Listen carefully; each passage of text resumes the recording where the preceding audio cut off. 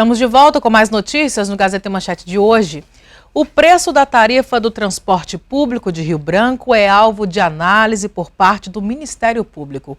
O encontro do Conselho Tarifário tenta chegar a um consenso sobre o valor no preço da passagem. O reajuste na tarifa do transporte coletivo completou um ano. Foi agora que o Ministério Público do Estado concluiu os estudos sobre a planilha apresentada pelo Conselho Tarifário e pelas empresas de ônibus, para comparar o valor sugerido por todas as partes. O fato é que o valor pago pelo passageiro é de R$ 4,00. A análise foi realizada pelo Núcleo de Apoio Técnico do MP, o NAT, e por técnicos do Tribunal de Contas do Estado. Um dos casos são a quilometragem, que é um dos principais itens, que compõem a planilha de custo, que o que ocorre? Na quilometragem programada, existe a quilometragem da frota e do saldo, Então, assim, esse cômputo do saldo é considerado na planilha de custo, que não deveria, porque até mesmo é um custo com gasolina, que não entraria, não se enquadraria na frota total, que tem como meio de combustível o diesel, Então, isso também influencia na planilha de custo.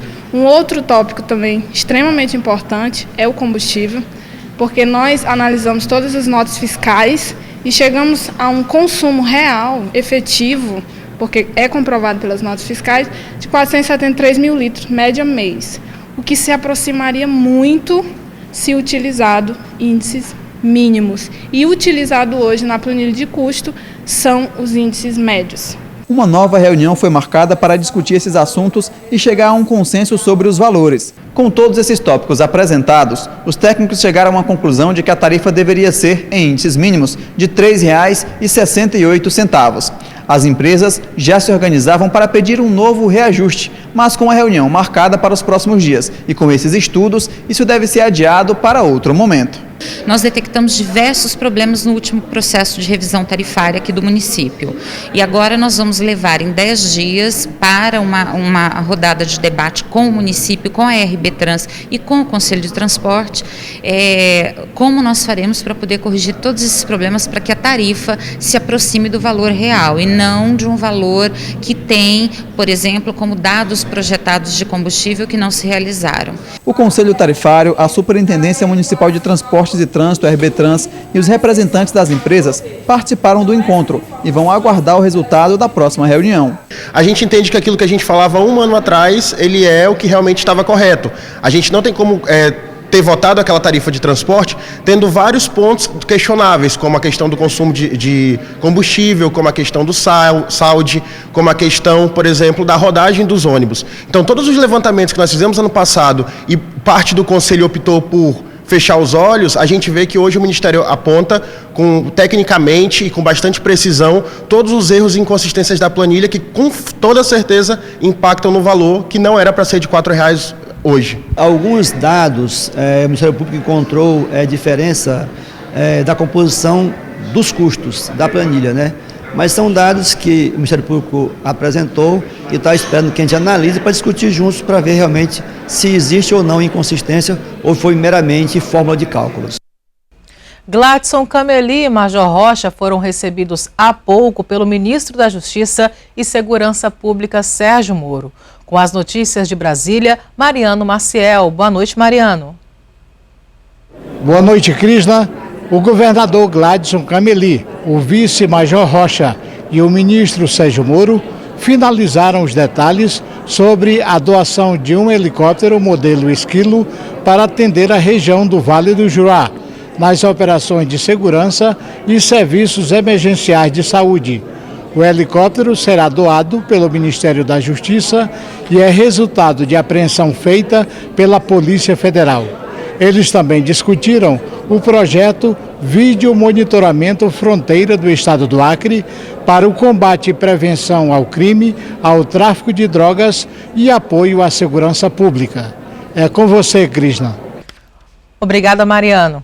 Bem, gente, conforme o combinado, hoje é dia de pesquisa Real Time Big Data, que registra a avaliação do eleitor sobre o governo de Gladson Cameli. Vamos aos números. A pesquisa Real Time Big Data quis saber como os acreanos avaliam o novo governador e a gestão pública do estado. À pergunta como está o governo de Gladson Cameli, 9% responderam que está ótimo, 28% disseram que está bom, 36% afirmaram que o governo está regular, 12% avaliam que o governo de Gladson está ruim e 13% péssimo. Não souberam ou não responderam 2%. Foi feita a seguinte pergunta para o eleitor de Gladson Cameli: se a eleição fosse hoje, você mudaria o seu voto para governador? 13% dos entrevistados disseram que sim, que mudariam o voto, não votariam mais em Gladson Cameli. 82% disseram que não, que manteriam o voto no atual governador do Acre, Gladson Cameli.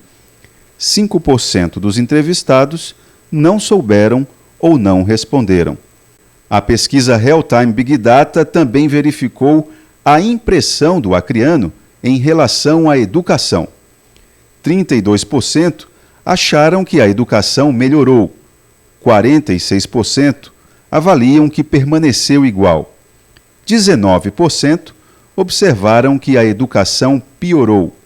3% não souberam ou não responderam. Geração de emprego também foi outro tema abordado na pesquisa Real Time Big Data.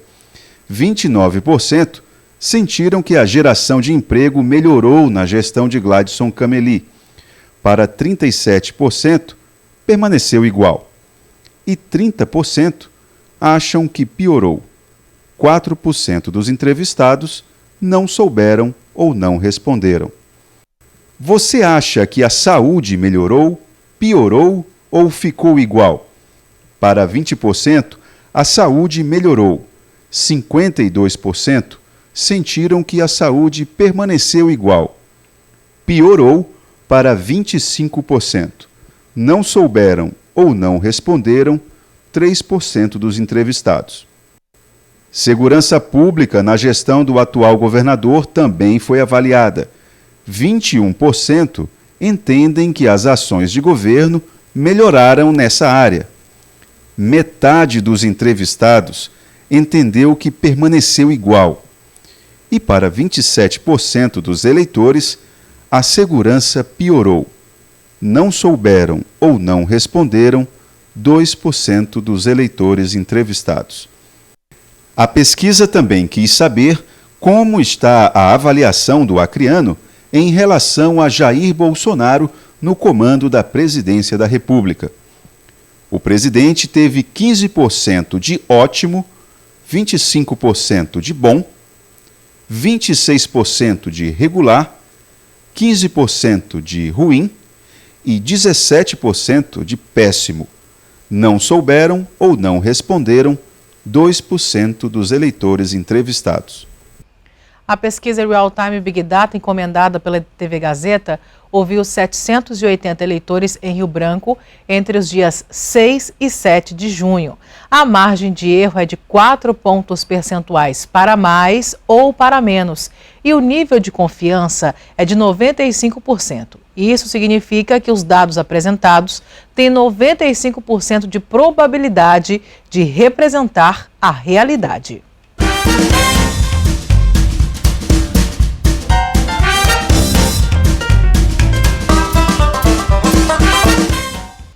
Chegando agora ao Gazeta e Manchete, o nosso colunista Itaã Arruda. Boa noite, Itaã, seja bem-vindo.